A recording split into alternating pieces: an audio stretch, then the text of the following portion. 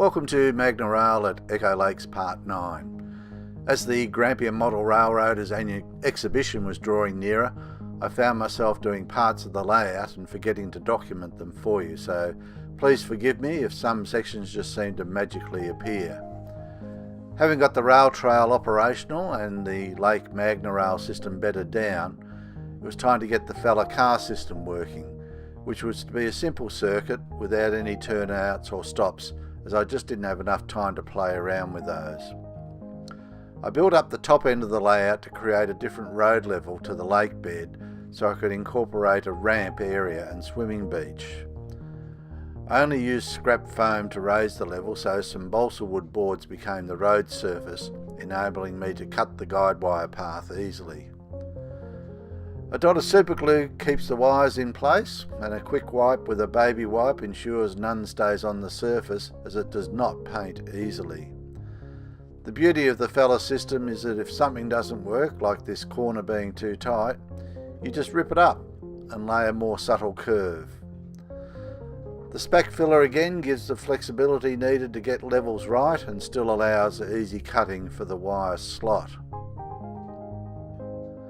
One of the dangers working with the guide wire and an uncovered Magnorail chain is that the magnets in the chain are attracted to the guide wire, resulting in the chain being pulled out when a wire accidentally falls across the track during installation.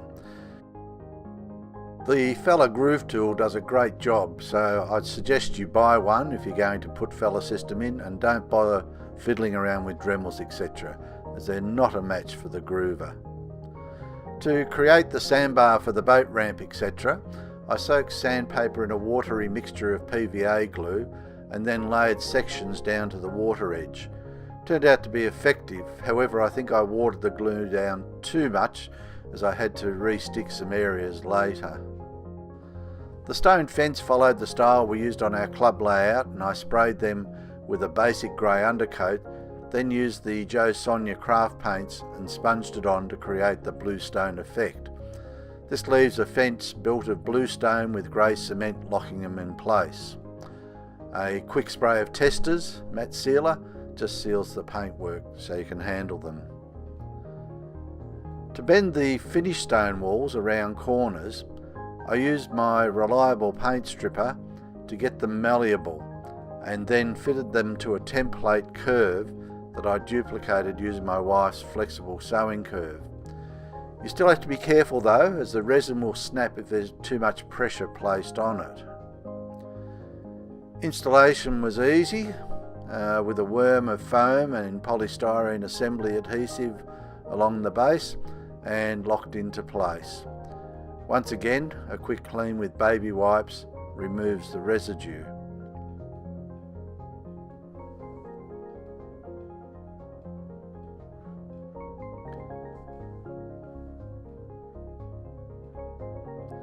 And so we have it.